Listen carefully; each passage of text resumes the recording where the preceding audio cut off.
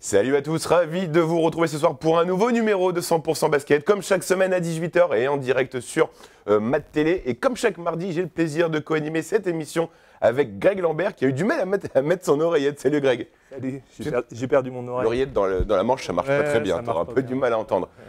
Au sommaire, aujourd'hui, on revient sur la défaite du USQBB samedi soir face au Mans.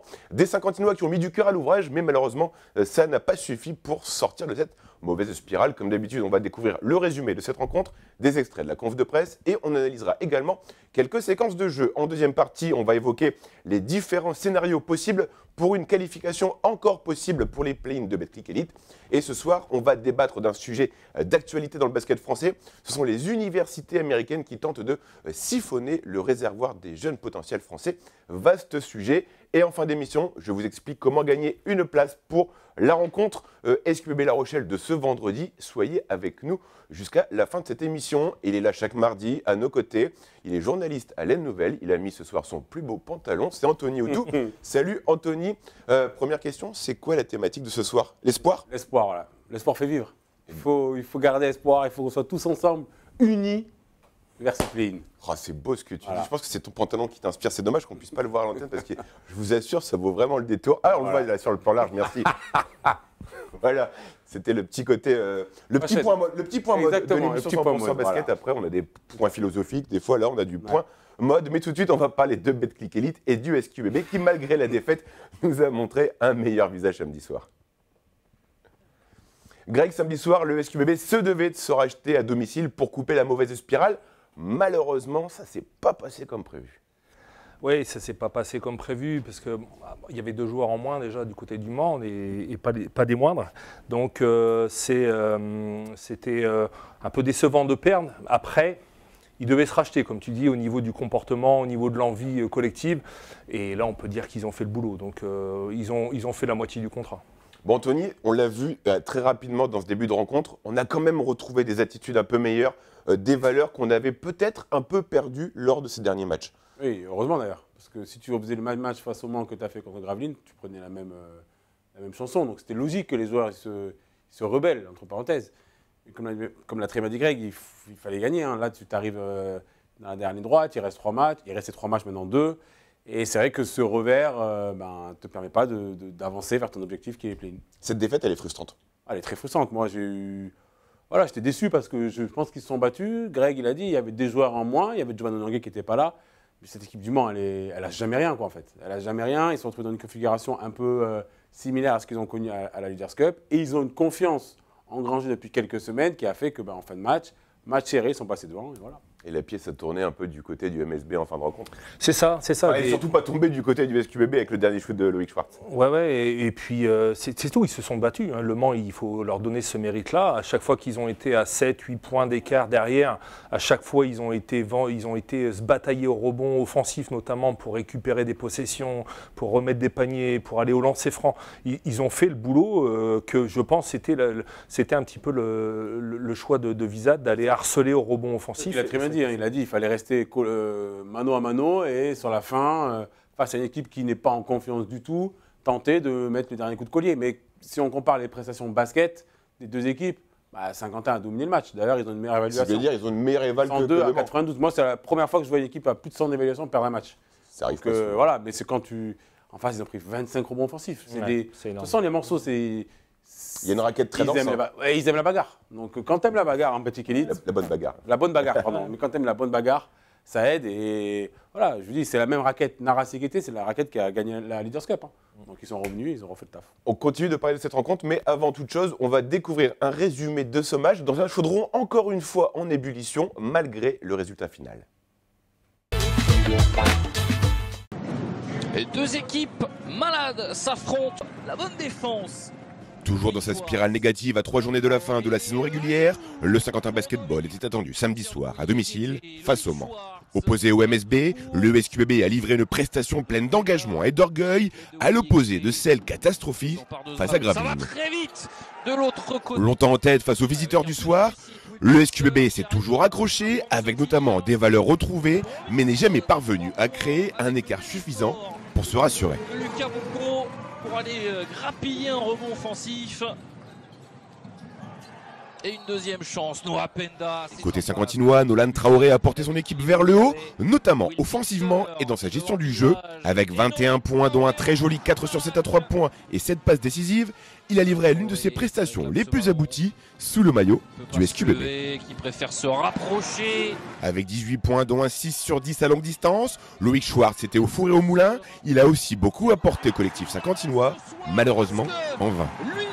Les Manceaux ont passé la seconde dans les 5 dernières minutes du match, bien aidés par Yéguété, Naras et Penda, pour faire pencher la décision en leur faveur. Yéguété, la passe, où il a trouvé cette passe, Wilfried Yéguété. Malgré une dernière tentative de l'international belge du SQBB au buzzer, Saint-Quentin s'incline 89-91, la victoire fuyant les joueurs de Julien Mahé depuis fin mars. Le Mans qui s'en sort, finalement.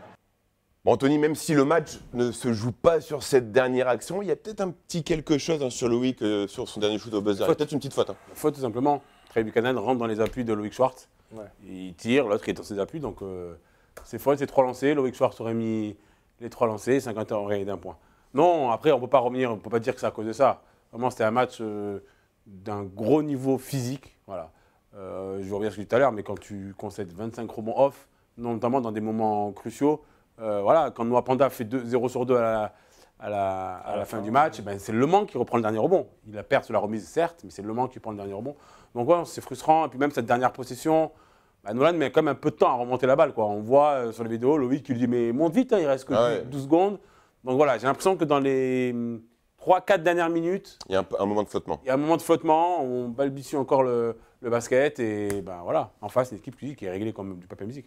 Greg, on rappelle quand même que les Manceaux étaient extrêmement maladroits au lancer franc. Le Mans, privé de son meilleur marqueur, c'est quand même fait peur en fin de partie, il faut se le dire. Hein. Ouais, ça fait notamment avec Penda qui en rate 2 parce que voilà, il y a beaucoup de pression et ils ont réussi à le mettre au niveau de la ligne de lancer franc. Mais après, ils ont vraiment maîtrisé leur sujet. Le Mans, je trouve que c'était une équipe très bien collectivement, bien huilée collectivement, même avec 2 joueurs en moins et des joueurs majeurs, ils arrivent quand même à bien jouer collectivement et ils auront vraiment mérité aussi ce match. Hein. Saint-Quentin l'aurait mérité, mais Le Mans était le chercher. C'est ça, la pièce est tombée du côté de l'équipe qui était le plus en confiance. Le Mans, c'est une équipe qui a un jeu vraiment atypique. On le voit, c'est une passe, un tir. C'est un peu comme Paris. Pression, un peu plus lent quand même. Parce qu'ils ont moins de joueurs, on va dire, ils n'ont pas la Dirifi ou des gars qui shootent dans tous les sens. Mais que ce soit Trey Buchanan, Trevor Higgins, bon, il n'était pas là. Ce sont des joueurs, David Dileo, qui ont des bras. Mais je trouve à la différence de Paris, c'est une équipe qui a des combattants à l'intérieur. Et Yéguété, pour moi, la différence, c'est Yéguété-Naras. Naras, ouais, le duo Yéguété-Naras, ce duo-là. Et dès qu'ils jouent ensemble, j'ai l'impression qu'ils se motivent l'un et l'autre. Et on l'a vu contre Monaco. Je veux dire, moi, la Leaders Cup, à la finale, j'étais premier rang. Et ils ont découpé GT, Papagiannis, Corneli. Tous ils sont passés. Et tous ils sont passés à la manivelle. Donc voilà, c'est des joueurs qui ont besoin d'être sur le terrain. Et quand ils sont ensemble, ils sont forts. Donc, allez, on va découvrir ce qu'on a pensé Julien Mahé. On va prendre tout de suite la direction de la salle de conf de presse quelques instants après le buzzer final. D'ailleurs, Anthony, tu y étais, on écoute. Félicitations au Mans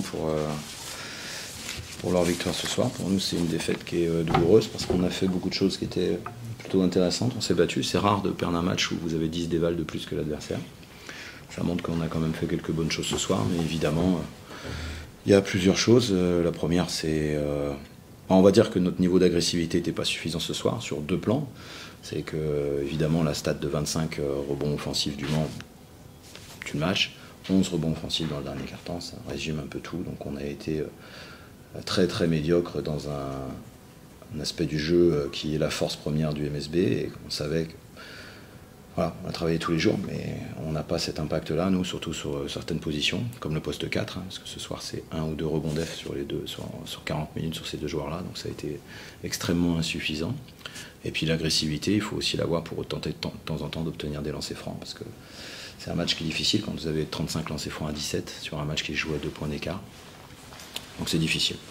Je me pose vraiment la question sur la dernière action, vous la reverrez tous. Vous la reverrez tous, le tir de Loïc Schwartz, mais c'est comme ça. Donc c'est une défaite qui est pour nous très douloureuse. C'est un vrai mérite du Mans qui fait une très très belle saison et qui ce soir a joué avec le niveau de confiance qu'ils ont. Donc qui est capable de compenser les absences parce que ils ont vraiment un niveau de confiance. Nous ce soir l'absence de Giovanni on l'a pas compensé, ça c'est sûr. encore plus San Giovanni sur un film. Mais ça fait partie d'une saison, ça fait partie des aléas. Et il fallait que certains compensent. Certains ont vraiment compensé, d'autres absolument pas. On ne peut pas enlever le mérite aux joueurs de s'être battus ce soir. Mais hélas, c'est une nouvelle fois insuffisant pour remporter la victoire. Et à la fin, ce sont des détails qui font le match. Ce sont des détails. Et évidemment, c'est le rebond. Parce que, tu vois, 11 rebonds, moi j'ai jamais vu 11 rebonds dans un quart-temps au dernier quart. Alors, je fais le choix que j'assume d'avoir fait très très peu de rotation dans le dernier quart-temps. Donc certains sont cramés, mais il y a quand même d'autres passages qui ne donnent pas beaucoup confiance quand même, on va pas se mentir. Donc j'assume mes choix. À la fin, ils sont perdants ce soir. Mais bon, j'ai envie de te dire Dieu merci qu'on a quand même réagi par rapport à la semaine dernière. Il ne faut quand même pas déconner. Ce qu'on a fait la semaine dernière, c'est... Donc ouais, j'attendais une réaction, oui, mais j'attends que ce soit suffisant pour gagner le match. Et ce soir, c'est une nouvelle fois pas suffisant. On en a parlé tout à l'heure en début d'émission, mais ça s'est joué sur des détails, notamment sur le détail des rebonds, et Julien le souligne très bien en conférence. Des rebonds offensifs et moi, en tant que spectateur, j'avais l'impression qu'à chaque fois que le Ginzac n'était pas sur le terrain, ça commençait à être compliqué au rebond. Mais ça a commencé comme ça, de toute façon. Dès la première action, Le Mans, on voyait qu'ils allaient harceler Saint-Quentin au rebond. Delaunay, il en prend 2 tout de suite. 2 rebonds offensifs tout de suite. Et voilà, ça a montré l'agressivité de Le Mans au rebond. Tout ça, c'est la meilleure équipe de France. C'est la meilleure équipe de France au rebond. Et au rebond off. Ils vont tous au rebond. C'est-à-dire que la balle n'a même pas quitté la main du shooter. Ils sont tous attirés comme un rebond. Ouais. C'est le système de jeu de Guillaume Wizard. Vous regardez Vichy l'année dernière en Pro B, il faisait la même chose. C'était la meilleure équipe au rebond. C'est la patte de Guillaume Wizard. C'est la base, parce qu'en fait, il part du principe que si tu prends des rebonds off, tu t'offres plus de possession. C'est logique. Donc plus de possibilités de marquer. Et donc, voilà. Donc c'est un jeu et il a été gagnant. Alors je pense que Saint-Quentin a travaillé ça parce que c'est obligatoire et ils le savent. Mais quand tu as des chars d'assaut qui arrivent lancer au rebond, Dominique ou pas, il faut que les 5. C'est les 5, voilà. Il faut qu'il y ait un bloc en fait. Et le problème, c'est que par séquence, on a vu des fois même, il y avait le rebond dans les mains saint-quentinois, boum, ils perdaient parce que les petits arrivaient, ils tapaient le ballon. Non, c'est un art de maîtriser ça et Guillaume, il adore ça et il a les joueurs pour. Bon, on peut également parler, et malgré quand même une flopée de commentaires assez négatifs sur certains joueurs de la part des supporters sur les réseaux sociaux, on a eu le droit encore à une belle ambiance. Greg, tu y étais cette fois-ci, une belle ambiance comme on les aime à Pirates, où même quand on est derrière au score, ça pousse, ça pousse, ça pousse. Ouais, ça a bien poussé. Ambiance des grands soirs, je sais pas. Moi, j'ai trouvé, tu vois, par rapport à habituellement, je trouve que c'est beaucoup plus que Nanterre ou même. Alors moi, je veux pas voir tous les matchs à Pirates. Ouais. Là, j'y vais. Et par rapport à des matchs qu'on a pu voir dans le passé, Monaco, Lasvel et tout ça, je trouvais qu'il y avait moins de pression, moins de tension dans le public. Mais malgré tout, oui, une bonne ambiance, une belle ambiance. D'ailleurs, Vizad l'a aussi dit que ça faisait partie des meilleures ambiances. Donc voilà, c'est. Ouais, genre dans le troisième quart-temps, je crois à 1 minute de la fin du troisième quart-temps. Je n'ai plus l'action en tête, mais là, la salle se met à se lever. Et moi, je suis à côté d'un scout NBA qui sont censés être neutres. Ils étaient nombreux d'ailleurs. Ils étaient nombreux, très nombreux. Ils étaient au chiffre de 14, mais ils étaient censés être neutres. Et même eux, ils étaient waouh, il se passe quelque chose. Et un gars qui applaudit, quoi. Donc j'ai rigolé et je me suis dit, putain, même lui, il est dans le. Et à la fin, j'ai discuté un peu avec lui. Il m'a dit, ça m'a rappelé, c'était un Serbe. Mais ça m'a rappelé un peu d'où je viens. Bon, c'est pas le partisan, mais, voilà, mais il faut doser un peu. Mais non, c'est vrai que c'était. Et c'est dommage qu'après, ces commentaires un peu méchants envers certains joueurs, parce que je trouve que quand on se demande d'être le meilleur public de France, ce qu'ils sont, hein, parce que Guillaume l'a dit, il a dit ça pousse plus qu'à Beaublanc. Il a même dit c'est la meilleure ambiance de France cette saison. Devant Beaublanc. Devant Beaublanc, c'est dire le monument du basket français quand même. Exactement. Donc voilà, et je pense qu'il faut que, comme je disais tout à l'heure en début d'émission, dans ce moment-là, il faut faire qu'un en fait. Et ok, l'analyse, le prisme, moi je préfère un tel, c'est libre à tout le monde, c'est normal. Mais bon, voilà, ça reste quand même des humains. Et voilà, quand ils disent certains commentaires, c'est logique que ça les blesse. Il y a l'humain forcément avant. Guillaume Wizard, on en a parlé quelques instants. Il a tenu, tu l'as dit Greg, à rendre hommage à ce qui est pour lui la meilleure ambiance de France cette saison devant Beaublanc. Je me corrige, Anthony. On écoute Guillaume Wizard. On joue au basket pour ça. On ne s'entend pas. J'essaye d'appeler les joueurs. Ils n'entendent même pas, etc. Bon, ça, c'est magnifique. La salle ici, elle respire le basket. Cette année, je pense que c'est certainement la salle qui est la plus constante au niveau du bruit pendant tout le match, etc. C'est plus bruyant que Beaublanc. Et ça, c'est quand même c'est une très grosse fierté, je pense, pour Saint-Quentin d'avoir développé cette culture-là. Et bon, ça, on va dire que le duo entre bah voilà, Julien est président depuis des années, il a très bien fonctionné. Donc ça, je pense que ça a donné beaucoup de fierté. Les gens, quand ils sont dans la salle, ils défendent avec ferveur. Donc ça a donné un beau combat. C'est vrai que la pièce a basculé de notre côté, parce que sur le dernier tir, s'il tombe dedans, ben, on peut s'effondrer au sol et voilà, on n'aurait pas grand-chose à dire. Peut-être qu'il nous aurait resté une seconde pour shooter de l'autre côté, mais voilà, le dernier tir, ben, on a réussi à le sécuriser. Pour en revenir à la prestation des Saint-Quentinois, Anthony, les hommes de Julien Mahé ont certainement beaucoup travaillé cette semaine, on connaît Julien, et on a revu quelque chose qui était assez frappant, on les a revus jouer en équipe. Il n'y a plus cet individualisme qu'on a vu lors des précédentes sorties. Bah ça c'est sûr, hein. Il y a eu de très belles séquences offensives, ils ont bien fait tourner la balle, il y a 2-3 plays qui vont au bout, on a vu surtout de l'alternance. On a enfin revu le Spanish Peak là, à l'écran sur le non-porteur pour Dominique et 2 alley-oops de Nolan. On a vu Loïc Schwartz à la finalité de beaucoup de systèmes où catch and shooter, il a mis dedans. On a beaucoup moins vu de dribble, aller vers le cercle. Et voilà, donc voilà, moi je pense qu'ils se sont un peu remis en question et ils ont mis les ingrédients pour gagner ce match. Après, il y a cette bataille du rebond qui a été perdue, qui a été travaillée aussi dans la semaine, et qui malheureusement n'a pas suffi. Et on l'a dit la semaine dernière, Greg, peut-être que la défaite contre Gravelines, c'était un électrochoc. Peut-être que les joueurs, au-delà de cette remise en question, ont peut-être discuté entre eux. Bah, après, c'est de la fierté, hein, tout simplement. Ils ont tellement été ridicules à Gravelines qu'ils ne pouvaient pas descendre plus bas, je pense. Donc, c'est une question de fierté et puis de prise de conscience que, de toute façon, les victoires passeront automatiquement par le collectif. Donc, il faut aussi des victoires, il faut aussi se montrer.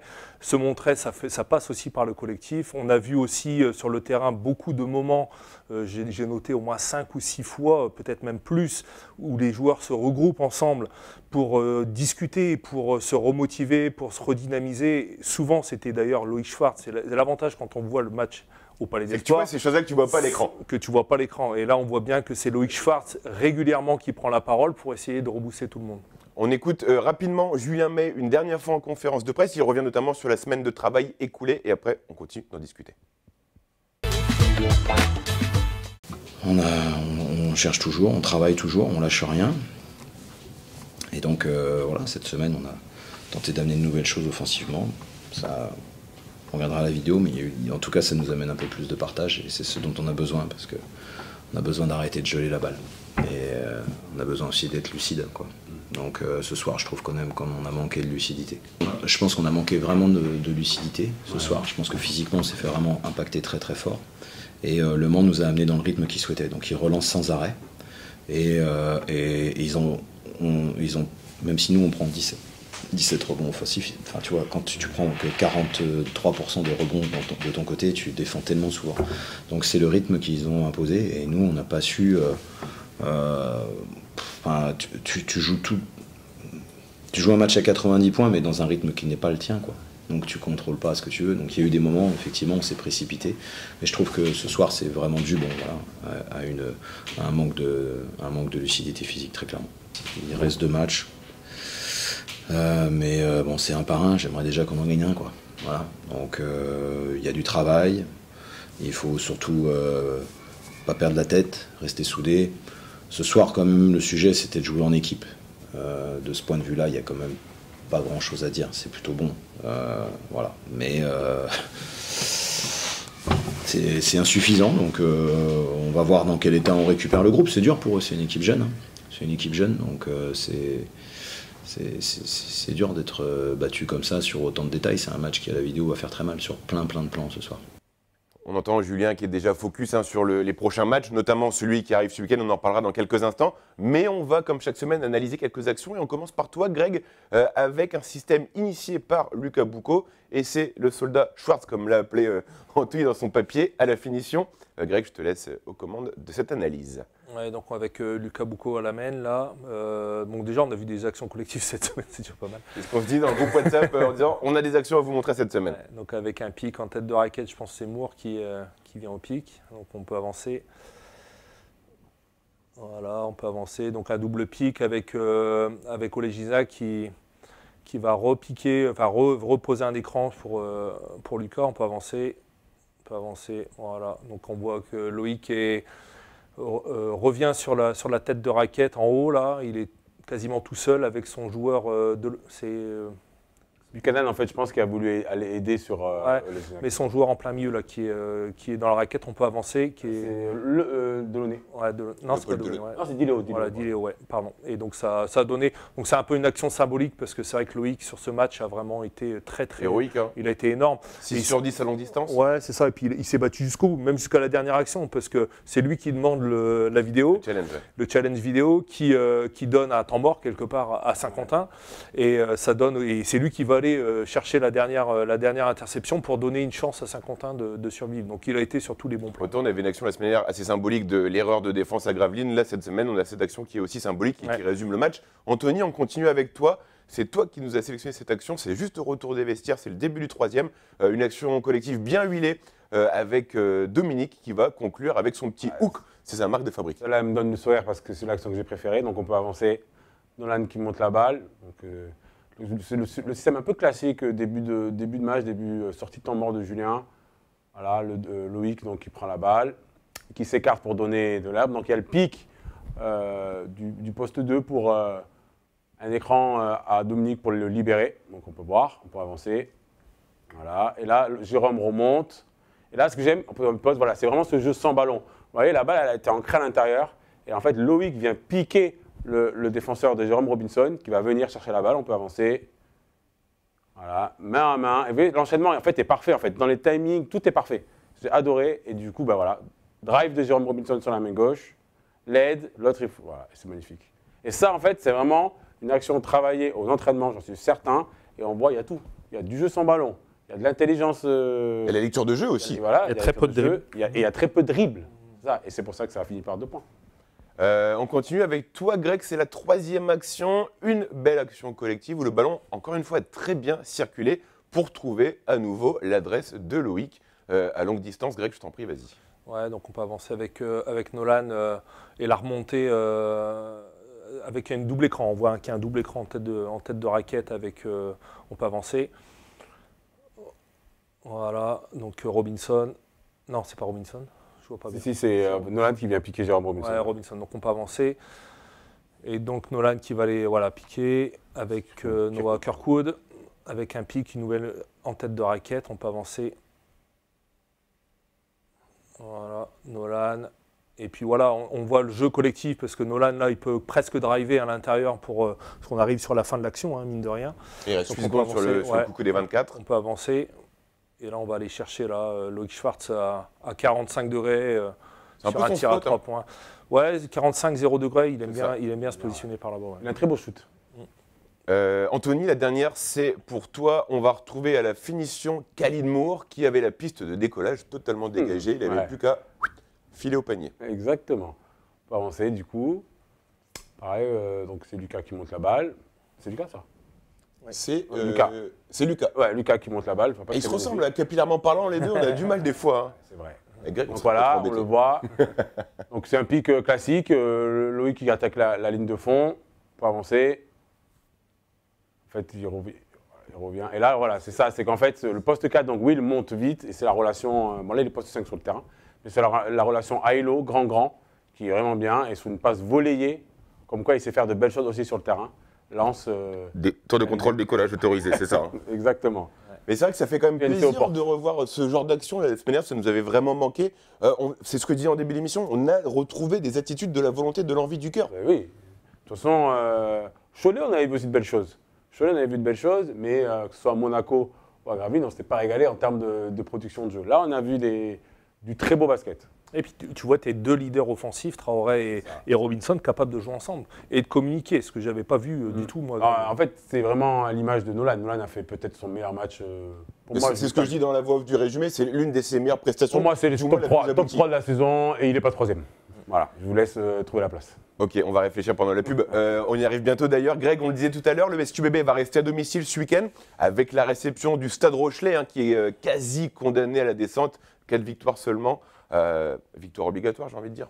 Obligatoire, et puis peut-être aussi une victoire obligatoire à Limoges. Donc il faut absolument gagner ce match face à La Rochelle qui n'a plus rien à jouer. La Rochelle, c'est quasiment la seule équipe de la division qui connaît son avenir l'année prochaine, enfin son avenir proche en fait. Les autres, personne ne sait s'il va aller en play-in, en play-off, en play-off ils le savent, en play-down, les 3-4 premières places, tout est incertain. Il reste 2 journées, 3 journées pour quelques équipes, mais rien du tout. Même pas qui va être premier. C'est ça. Mis à part La Rochelle, tu sais pas en fait. Donc Monaco, Lyon et Paris vont se jouer encore jusqu'au bout. Il y a peut-être Cholet qui est à peu près sûr de sa place, mais les autres, personne ne sait en fait. Chalon qui est presque sûr de sa place aussi, oui, et qui a fait une sacrée, je fais une parenthèse, hein, qui a fait une sacrée remontada depuis l'arrivée de leur... Depuis qu'ils ont battu Saint-Quentin en match aller. C'est ça. Voilà, et nous, on a cette chance de remettre les équipes à flot. Exactement. Allez, il nous reste quelques instants. Après La Rochelle, pour finir sur La Rochelle, il faut faire attention parce que quand même, sur la phase retour, ils ont gagné pratiquement autant de matchs que Saint-Quentin. Ils sont quasi comme nous. Anthony, on en parlera plus longuement dans cette deuxième partie d'émission, mais le SQBB pourrait éventuellement décrocher sa qualif en play-in dès samedi soir. Je peux spoiler ou pas? Non. Ça, ok. Non, voilà. Dans tous les cas, il faut gagner. Il faut gagner pour s'éviter un match de la peur à Beaublanc la dernière journée. Et il faut gagner parce que si Gravelines l'emporte contre Chalon et que si Strasbourg l'emporte contre... T'as trop spoilé. Voilà, okay. On arrive déjà à la fin de cette première partie. Rapidement, vos pronostics, je commence par Greg. Et on ne se plante pas les gars, parce que depuis des semaines, on les voit gagnants. Bon, on est optimiste. Ouais. Moi, je pense que La Rochelle va se faire découper.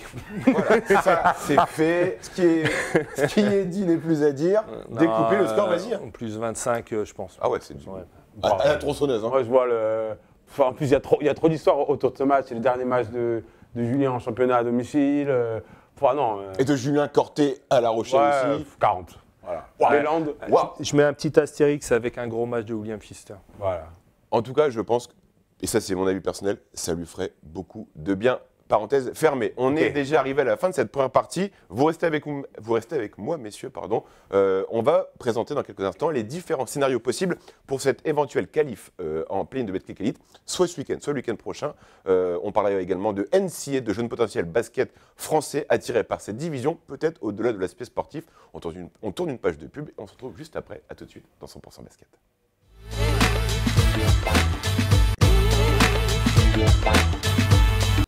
De retour dans 100% Basket pour cette deuxième partie. On va parler de cette fin de saison qui s'annonce palpitante, on en a parlé tout à l'heure. Il reste 2 journées et rien n'est fixé pour les play-in puisque 5 équipes dont le SQBB peuvent encore décrocher ce fameux ticket. Et Greg, on va les découvrir en images juste à côté de toi. C'est 5 équipes. Greg, on va basculer sur toi. Voilà. Je sais que tu n'as pas mis tes lunettes. On a 5 équipes. On a Le Mans, on a Chalon, on a Nancy, on a Dijon et on a SQBB qui sont encore en course pour cette fameuse play-in nouvelle version. Oui, alors même Strasbourg en plus, je pense. Gravelines Strasbourg. Ouais, Gravelines Strasbourg. Ouais. On ne regarde pas derrière. C'est ça. Oui, ça va être palpitant jusqu'au bout avec, oui, effectivement, Saint-Quentin qui... On va le dire, on va pas se le mentir, qui a le calendrier un peu le plus favorable. C'est exactement ce que j'allais dire. Ouais. Contrairement aux équipes qu'il y a devant nous, SQBB est plutôt bien loti, Greg. Le calendrier de Dijon, il est effrayant en fait. le gros avantage, entre guillemets, c'est que même en haut du classement, ça se joue. La seule petite option qu'on peut avoir, par exemple Chalon, qui va jouer à Gravelines et qui reçoit Monaco, c'est que Monaco a peut-être son final fort juste derrière d'Euroleague. Donc peut-être qu'ils vont lâcher, mais encore c'est même pas sûr. Ils sont compétiteurs. Et Monaco, ils ont 17 joueurs. Donc... Ça, ouais, et puis même Monaco, c'est le 17 Une semaine après, ils seront au final fort. Je pense qu'ils vont peut-être vouloir faire une petite dernière danse avec l'équipe au complet. Donc peut-être Chalon, ils vont se taper les 12-13 du final fort une semaine avant. Et ça peut piquer. Après, ce qui est intéressant, c'est que ça nous annonce quand même une fin de saison assez intéressante. Ouais. Rien n'est encore gravé dans le marbre. Tout peut changer. Saint-Quentin peut être, on va en parler dans quelques instants, peut être 8e, comme peut être en dehors des play-in. Bien sûr. C'est ça. On le voit, Gravelines ce week-end joue Chalon. C'est un match, on sait que Chalon, en ce moment, ils sont en feu. Voilà, il faut le dire. Donc, on peut espérer une victoire des Chalonnais. Ils valideraient la 7e place. Du coup, nous, ça nous donnerait... une victoire, voire 2 d'avance sur Gravelines et Strasbourg en cas de victoire. Et on pourrait fêter pratiquement le play-in ce week-end, quoi. C'est vrai que tu l'as dit très justement, Saint-Quentin a le calendrier le plus favorable. Le Stade Rochelais n'a plus rien à jouer. On vient d'apprendre là pendant la pub que le nouveau coach Germain Castano arrivait déjà au Stade Rochelais pour la saison prochaine. Avantage SQBB, j'ai envie de dire. Avantage SQBB et puis le CSP peut aussi valider bientôt ce week-end son maintien. Donc après gagner à Beaublanc, c'est toujours compliqué. On l'a vu, Paris en a bavé. Vraiment pour gagner à Beaublanc, ils ont été menés quasiment les 3/4 du match. Donc ça va être compliqué le match à Beaublanc au CSP Limoges, mais malgré tout, s'ils n'ont plus rien à jouer et que Saint-Quentin vraiment arrive avec le coup c'est ça peut vite être plié. Donc, en fait, le truc qui fait peur, moi je le dis sincèrement, c'est qu'il faut que... Ne nous porte pas le mot. Non, mais il faut être honnête, c'est que ce week-end, il faut que le BCM et Strasbourg perdent. On va y arriver justement parce que j'ai envie qu'on détaille les différentes options. Mais en fait, je veux dire, c'est juste qu'en dernière journée, il y a BCM Strasbourg. Donc une équipe gagnera, une équipe perdra. Donc si malheureusement tu perds à Beaublanc, justement, la première option, Anthony, comme tu es bavard ce soir, je suis trop bavard. c'est toi qui vas nous la présenter. Saint-Quentin peut se qualifier dès ce week-end en cas de victoire contre La Rochelle, mais il y a 2 options sur la table. Il y a une option en plus sur la table. Il faut que Saint-Quentin gagne contre La Rochelle. Ça, c'est ce que je viens de dire. Voilà. Victoire contre La Rochelle. Et derrière, il faut que la SIG Strasbourg s'incline à Nanterre et que Gravelines s'incline contre Chalon. Donc si ces 2 équipes viennent à perdre et que le SQBB s'impose même d'1 point et non de 40, le ticket est dans la poche, Greg. C'est ça. Donc, il y aurait 2 victoires d'avance. Ouais, ils auraient 2 victoires d'avance. Ce sera à 13 victoires. Voilà. 13 victoires. Eux resteraient à 11. Et en restant qu'un match derrière. En plus, ils s'affrontent. Donc, Bon, voilà. Ça, c'était la première option. C'était quelque part c'est celle qu'on veut. la plus simple. On signe pour ça là maintenant. Allez, Greg, on signe? On signe. Anto, je te demande pas. Moi, je vais signer. La deuxième, si le plan Greg ne se déroule pas comme on vient de l'annoncer, le SQBB a toujours la possibilité de se qualifier lors de la dernière journée. On va regarder le visuel. Le SQBB peut se qualifier en play-in après la J30 si on gagne contre La Rochelle et contre Limoges, mais si... Alors ça, c'est dans l'option de finir 8e.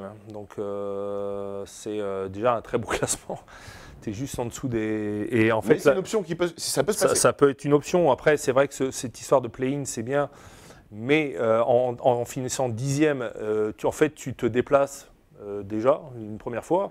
Et si tu gagnes, tu te redéplaces une autre fois. Donc il te reste 2 déplacements à faire. Et donc c'est ça, la JDA Dijon et le SLUC doivent faire 2 défaites et nous faire un 2 sur 2. Pour se retrouver à 14, pour se retrouver à 14-16, les 3. Et là, dans le tie-breaker, on appelle ça, vu qu'on a battu 2 fois Dijon et une fois Nancy, on a 3-1.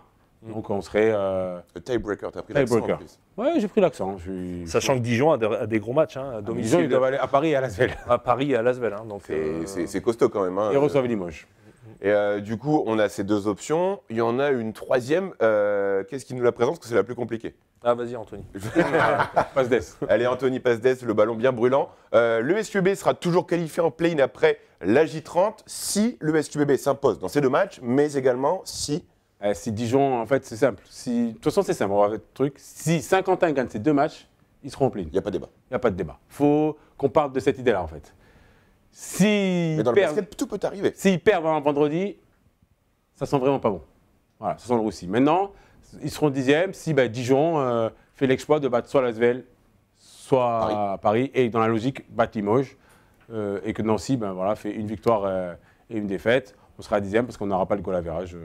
Dijon sera devant nous et Nancy, on n'a pas le goal average. On va rappeler qu'est-ce qui est le plus intéressant, la 8e ou la 10e place? À la 8e. La 8e, pourquoi? Parce que déjà, tu es sûr d'avoir une billetterie à domicile.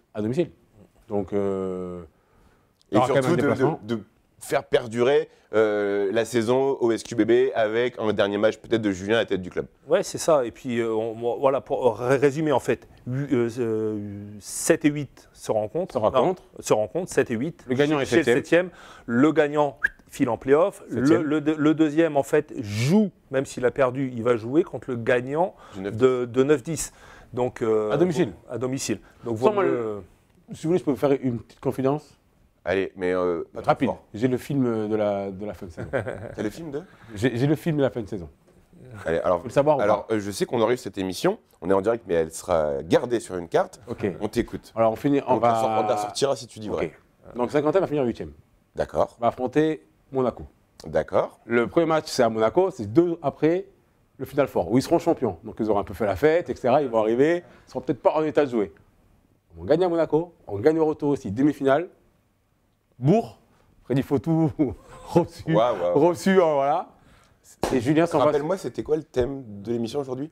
C'était l'espoir. L'espoir fait vivre. Hein, L'espoir c'est ça. fait vivre. On bat Bourg en demi et après, je laisse le choix entre l'Asvel et Paris. Paris, c'est moins long, on pourra aller fêter le titre sur les Champs-Élysées, ce serait mieux comme ça. Il est quand même optimiste, Anto. Très optimiste. Attends, Greg, tu vois pas le film comme ça? Ah, j'ai pas le même film, non. Je sais pas de quel futur tu viens, mais j'ai pas le même film. Non, mais au moins un petit match à Monaco. Allez. Ton pantalon, il vient du futur. Ouais, c'est pour ça. Il arrive d'une planète qu'on ne connaît pas. Bon, messieurs, au mieux, on sera fixé samedi soir, on l'espère. Au plus tard, la semaine prochaine, mais on l'a dit en première partie, il n'y a pas de tergiversé. Non, Faut s'imposer. le match, c'est vendredi. Le match clé, c'est vendredi, parce que imagine si ça perd, bah, que si Strasbourg ou Gravelines gagne, bah, en fait, pratiquement éliminé. On va pas se le mentir, s'ils perdent contre La Rochelle, c'est qu'ils n'ont plus du tout la tête à Saint-Quentin. C'est qu'ils sont partis Mais ce ailleurs. serait totalement à l'envers de ce qu'on a pu voir le week-end dernier. Oui, le week-end, ils ont montré des valeurs collectives, ils ont montré qu'ils avaient envie de jouer. On a vu des mecs se jeter au sol. Pfister était à peine rentré sur le terrain, il était déjà dans les pattes de Guillaume Bizade, en train de jeter pour sauver un ballon. Ils se sont jetés partout, ils ont montré qu'ils avaient envie de jouer. S'ils perdent contre La Rochelle, c'est une faute professionnelle, clairement. Voilà. Ouais, je suis d'accord avec toi. Greg. Moi, si tu perds contre La Rochelle, qui est dernier et qui a pratiquement un pied et demi en Pro B, t'as rien à faire en plus. Sans manquer de respect à cette équipe, je vois pas Ouais, comment. mais t'es Saint-Quentin, t'es à domicile. Mais ce que je veux dire, que je vois pas comment on pourrait s'incliner dans son palais des sports qui n'attend qu'une chose, c'est d'avoir le ticket des play-ins. Dans le sport, malheureusement, tout est possible et c'est ça qui fait la beauté du sport. On l'a vu à Gravelines, tout est possible. Voilà. Je veux dire, à Gravelines, moi, c'est avant le match. La tête à l'envers. Non, mais c'est à Gravelines, on me dit qu'à un moment donné, Gravelines va être à plus 25 en première mi-temps. Je me dis, mais arrête de me parler chinois, c'est pas possible. On l'a vu. Si tu mets pas les ingrédients minimum pour de combativité, de partage du ballon, de solidarité, tu n'avances pas dans ce championnat. Donc il faut qu'ils les mettent. S'ils les mettent face à une équipe qui n'a plus rien à jouer, Dieu merci, j'espère qu'ils vont s'imposer. Sans manquer de respect à La Rochelle, si Saint-Quentin arrive avec les mêmes intentions qu'ils l'ont fait contre Le Mans, ils en prennent 40 comme dirait Anto. Hein. Pas 40, mais 40, j'ai grossi. 40, allez. Il va y avoir un carton. 40. J'enfonce 40, voilà. Bon, en tout cas, messieurs, on en reparlera mardi dans 100% basket. J'espère que. Retiens bien le film. Hein. J'espère, ouais. Parce que voilà, j'ai peut-être spoilé quelque chose. Bertrand, il enregistre en régie, il l'a dit dans l'oreillette, c'est bon, on l'a gardé. On passe à un débat. Aujourd'hui, on va débattre un petit peu. Ça fait quelques jours qu'on parle beaucoup de jeunes potentiels comme Romain Domon, Brice Dessert, Ilias Kamardine ou encore Nathan de Souza, si on parle de régional de l'étape, annoncés dans des universités américaines. Première question, elle est toute simple, Anto. Est-ce que le championnat français va être pillé de ces diamants bruts encore à polir dans l'Hexagone? Alors, pillé, je ne sais pas, mais en tout cas, à l'heure actuelle, il est en grand danger. Voilà, quand on parle quand même de joueurs, Romain Domon, Kamardine, Nathan de Souza, Nadir Ifi, Brice Dessert, il y a eu la rumeur un peu de Nadir Ifi. On en parlera tout à l'heure, mais bon. Il y a plein d'autres joueurs, Boisdur qui est à Gravelines, par exemple. Ils s'en vont. Eux, ils montent dans l'avion, ils s'en vont. Et c'est ces joueurs-là qui étaient censés être des GFL, peut-être pas de renom, mais de bons GFL dès la saison prochaine. Donc oui, le championnat est en difficulté. Maintenant, est-ce que c'est grave? Moi, j'ai mon avis sur la question, mais ce qui est certain, c'est qu'on ne peut rien faire. Mais le problème, c'est que la Ligue nationale de basket travaille depuis pas mal d'années justement sur ces fameux JFL, et d'un coup d'un seul, parce qu'il y a la notion financière qui rentre en compte, Greg, on va se faire siphonner nos joueurs. Mais c'est pas le problème. Il n'y a pas que le financier, en fait. C'est le rêve américain aussi, derrière. J'ai dit, il y a le critère financier, il n'y a pas que. Pas que, mais beaucoup quand même. Et il faut aussi savoir que c'est beaucoup aussi les agents qui sont derrière. Donc les agents, ils veulent récupérer une partie du cadeau, donc du magot. Donc ils envoient aussi leurs jeunes là-bas. Après, il y a le rêve un peu américain, rêve de se montrer, parce qu'il n'y a rien de tel. Parce que même si on voit beaucoup d'agents ou de scouts NBA au Palais des Sports ou ailleurs, la plus grosse présence pour être détectée, c'est quand même en NCAA, quoi. Donc le championnat universitaire. On va juste déjà reposer les bases. Comment ces joueurs sont payés? Tu vas nous l'expliquer brièvement, parce que en fait, ce qui a changé, c'est qu'avant 2021, 0 € c'est officiel. Hein. Après, bien sûr, il y a eu des dessous de table et tout, mais 0. Ça n'a pas plu d'ailleurs, ça. Voilà, mais tu n'avais pas le droit d'être rémunéré pour jouer en NCAA. Depuis 2021, ils ont mis en place le NIL, c'est-à-dire pour faire gros, le joueur peut être rémunéré grâce au droit à l'image. C'est-à-dire qu'il peut vendre son image sur les réseaux sociaux, des autographes, des NFT, des cartes, du sponsoring. Vente de maillots. Vente de maillots, avoir un contrat chaussures. Et ils ont aussi l'aide de leur bourse. Il y a une partie de la bourse. Voilà. Et alors, si toi me dis que tu as beaucoup d'argent, tu peux aller donner ton argent à l'université qui va l'investir sur un joueur. Donc maintenant, ben, voilà, l'exemple est concret. Le fils à LeBron James, l'année dernière, il a signé un contrat de 6 millions de dollars. Parce qu'il était sponsorisé par Nike, je veux dire des marques, mais par le casque Dr. Dre, tout ça, voilà. Voilà. Donc, non, c'est juste que là, la donne, elle a changé. On parle de chiffres, on parle du million, quoi. Les chiffres qu'on a vus dans la presse ces derniers jours, ils sont juste hallucinants. Alors, et en plus de ça, on rajoute ce qu'a dit Greg, c'est que pour un jeune joueur, je vous dis, aller jouer aux États-Unis, c'est quelque chose. Hein. Je ne parle pas de la NBA, hein, je parle de la NCAA. Tu joues contre des salles, des fois 20, 25 000 places. Bien sûr, tu passes à la télévision, tu es le roi du campus. Alors, le bal de promo. Le bal de promo, c'est pas le bal à Grécourt. Hein. Voilà, c'est un vrai bal de promo. Vous rajoutez ça, ou même vous interrogez certains joueurs qui ont vécu. Vous voyez, le Joachim Noah, vous lui parlez de ça, il va dire mais c'est mes meilleures années basket. Le gars a été champion NCAA, il a refusé à Florida, il a refusé d'aller à la draft NBA en fin de saison en étant numéro 1 pour faire une année de plus avec ses copains à l'université. Alors qu'il touchait rien à l'époque. Alors qu'il touchait rien en plus. Donc c'est la folie. Et maintenant on leur dit bah, si tu viens, elle n'a pas de vulgaire. 750 000 $. Et en plus, 1 million. Ouais. On va continuer d'en débattre, Greg, Anthony, mais d'ailleurs, tu as posé la question à Julien Mahé et à Guillaume Bizade sur le fait d'avoir misé sur des jeunes joueurs. On va justement les écouter, voir ce qu'ils en pensent et avoir leur avis, et après, on continue d'en débattre. Je pense que ça aussi, c'est un des sujets sur lequel, avec Julien, on a beaucoup de fierté à incorporer et à laisser de la place, mettre des rôles importants et surtout à croire à la valeur du travail à travers ça. C'est qu'on ne leur donne pas aux gamins, ils viennent chercher, ils le méritent. Et dans ce type de match, on voit bien que la confiance qu'on leur met entre les mains, elle n'est pas usurpée. Ils sont capables de monter leur niveau. Ils jouent comme des top joueurs français d'un des championnats les plus élevés au monde. Et bon, ça, il faut quand même le souligner. Mais ça n'est pas de nulle part. C'est-à-dire que je pense que c'est une réflexion, une stratégie qui a été mise en place. Et puis après, ça donne des matchs comme aujourd'hui. Je pense que ça met une bonne lumière sur le basket français aussi. Ça raconte des histoires.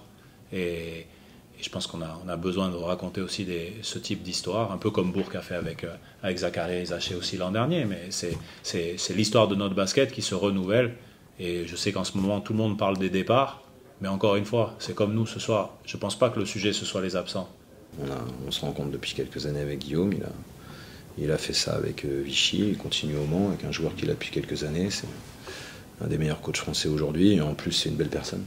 C'est quelqu'un de humble, que j'apprécie beaucoup dans ce métier-là. Il faut garder l'humilité et les pieds sur terre. Et c'est ce qu'il a. Il mérite ce qui lui arrive.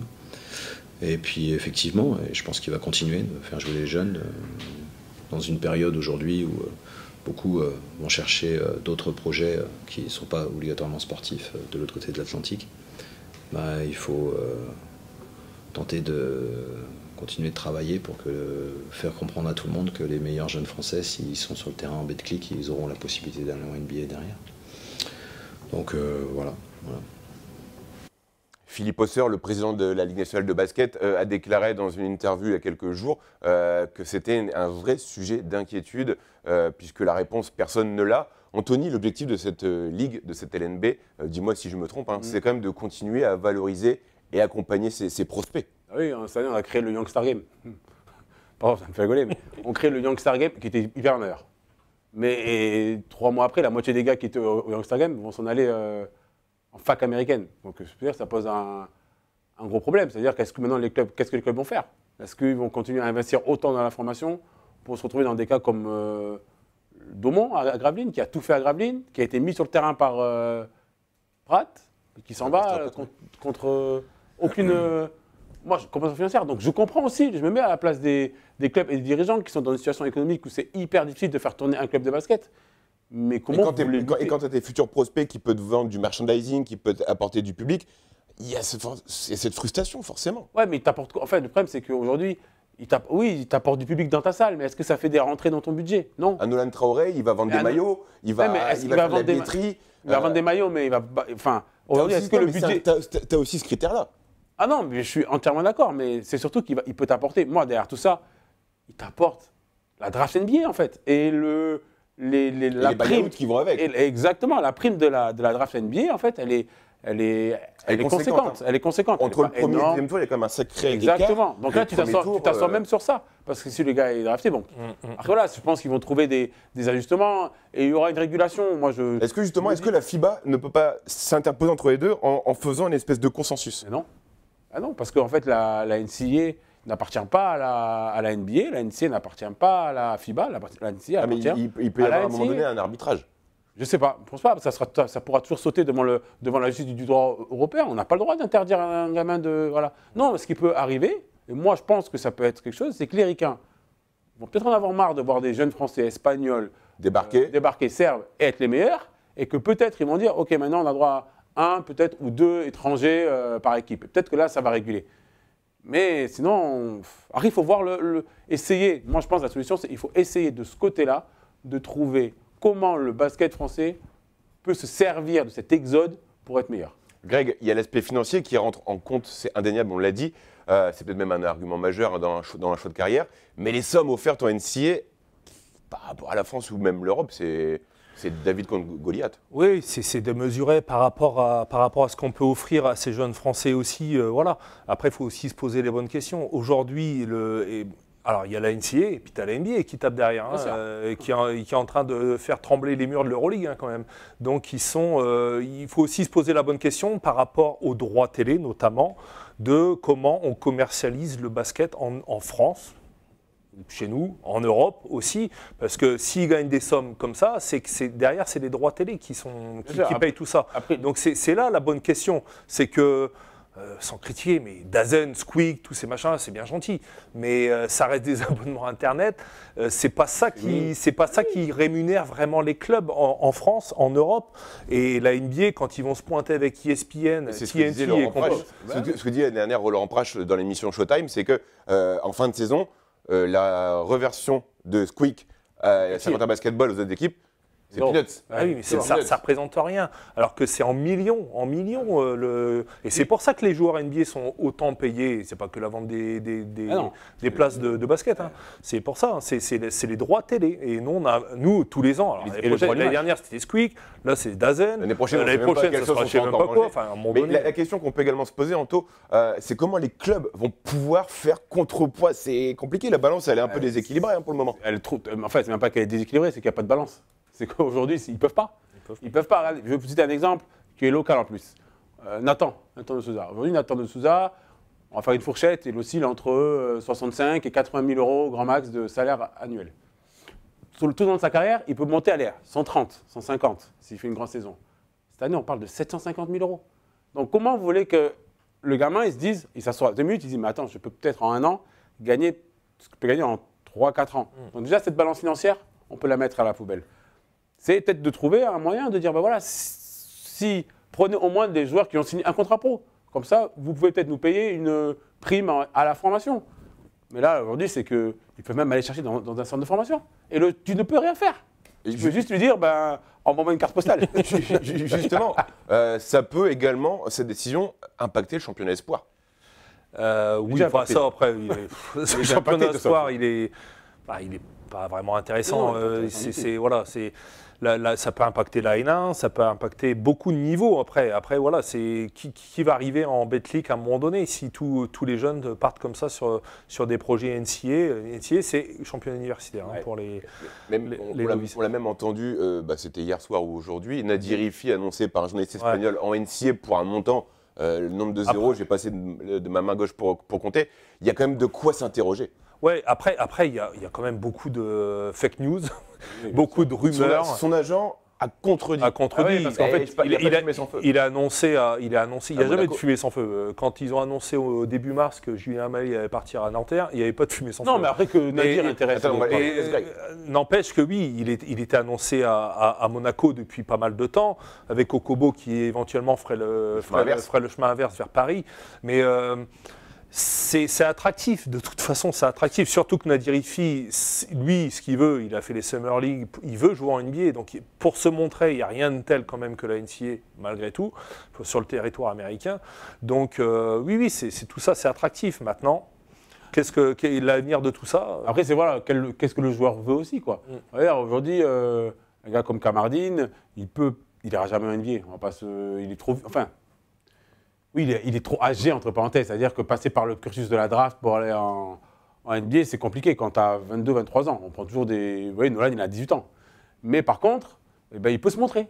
C'est-à-dire qu'il va se montrer, il va être très bon parce qu'il va jouer contre des... On parle d'un gars quand même qui a fait 3 ans, 2 ans en Pro B, un gars en Pro A, qui a été élu MVP du championnat d'Europe U20 il y a 2 ans. Donc c'est un gars qui est référencé dans notre championnat.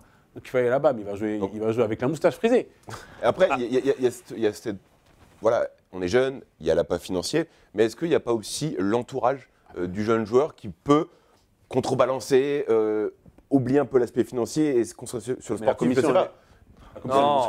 Greg, vas-y. Quand on te donne, on t'offre 40 000 euros. Je pose la question. Non, à un moment donné, l'agent, ils ont des dents comme ça, ils veulent envoyer les jeunes là-bas. C'est normal. Et puis le joueur aussi, tu vois. Puis il y a aussi, comme disait Anto tout à l'heure, tu joues dans des salles de 15 000 places avec des furax dans tous les sens. Tu as envie de jouer là-bas, en fait. Tu as envie, il n'y a pas de problème.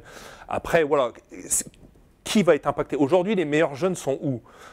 Des Nolan Traoré, tu en as 2 en France. Tu as Nolan Traoré et Penda, éventuellement. Tu vois, tu n'en as pas énorme. Exactement. Tu n'en auras pas toutes les saisons pour en sortir. Le reste des joueurs à potentiel français de très haut niveau, c'est Pro B pour les meilleurs, N1 aussi.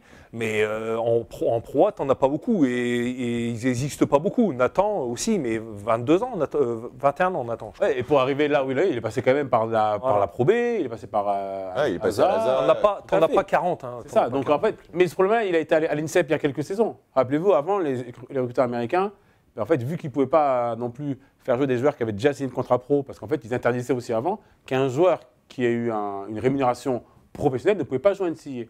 Donc ils allaient chercher à l'INSEP. Et l'INSEP a été face à ce même problème. Et ils ont trouvé des solutions. La preuve, des Nolan Traoré, ils sont sortis quelques années plus tard. Et Nolan n'est pas allé aux États-Unis. Donc voilà, il faut se battre. Vaste débat, et en tout cas, on suivra parce que ça va encore continuer de discuter et de faire couler de l'encre. On arrive à la fin de cette émission. Greg, tu aurais pu y aller, je pense, en NCAA. J'ai failli y aller. Voilà. J'ai failli y aller. Il n'y avait pas d'argent à l'époque. C'était trop, mais j'ai failli y aller. Greg n'ira peut-être pas, mais peut-être que Tom, son fils, ira. En tout cas, c'est tout de même que... C'est peut-être un projet. Ouais, voilà. J'ai teasé sans teaser. On a une... Tu vois on a un scoop. Sans faire exprès. Okay. Voilà, on arrive à la fin de cette émission. Merci beaucoup. Greg était pressé parce qu'il y a Monaco-Barcelone en Euroleague. Mais avant ça, encore 2 minutes parce qu'on vous fait gagner un billet pour le dernier match à domicile de la saison régulière. Je précise parce que le film, on le connaît maintenant. Et il faut pour cela répondre à la question suivante. Depuis son arrivée, combien de matchs officiels Julien Mahé a-t-il dirigé à la tête du Saint-Quentin Basketball jusqu'à aujourd'hui? Et le match de André ne comptera pas. Greg, vite fait, je te pose la question. 150, je pense. D'accord. Anto? Au chiffre près? Bah oui. 219. Ok. Il faudra aller très vite pour participer à ce jeu. Il va s'arrêter demain à 18h. Les matchs officiels, je le précise, on parle de Leaders Cup, on parle de championnat, on parle de Coupe de France et on parle de Coupe d'Europe. Et Leaders Cup de Pro B. Coupe de France. Et Leaders Cup Pro B. Pardon? Est-ce que la Leaders Cup Pro B compte? Effectivement, dans mon décompte, cet après-midi, j'ai tout classifié. À vous de jouer. Vous avez une journée pour jouer, puisque le jeu s'arrêtera demain à 18h. Jeudi, c'est férié. Et le gagnant sera contacté vendredi matin pour venir récupérer son billet dans nos locaux. Je vous précise qu'en cas de plusieurs bonnes réponses, ce sera la personne qui aura répondu en premier. Greg, tu voulais rajouter quelque chose? Ouais, je monte à 200 du coup. J'avais pas tous les paramètres aussi, hein, donc je monte à 200. Mais on me l'a soufflé dans l'oreille, j'ai oublié de le préciser. Cette émission, vous la retrouverez en rediffusion dans quelques instants, mais également à 22h. Comme d'habitude, le mot de la fin, très rapidement. Je commence par Anto. Je sais pas quoi dire. Pardon, je suis en train de compter dans ma tête les matchs en fait. Désolé. Merci Antoine. Greg. Moi juste, je l'ai jamais fait en 10 ans ou 12 ans, hein, attention. Donc un joyeux anniversaire à ma grand-mère de 92 ans, grande fan de Saint-Quentin, grande fan de l'émission. Qui s'appelle, attention, Ginette Lambert, 92 ans, et grande fan également de l'émission de Fred et de Bertrand, là, des accordéons. Qui s'appelle, je ne sais plus, Accordéon & Co. Exactement, Accordéon & Co, animé. On l'embrasse très fort, ta grand-mère. Et j'embrasse également Fred, qui est aux manettes de cette émission tous les jours. Et comme c'est les anniversaires, moi j'en souhaite un aussi. C'était hier, c'était à Blanche. Bisous. Passez une très très belle soirée, une bonne semaine. Et d'ici là, portez-vous bien. Ciao.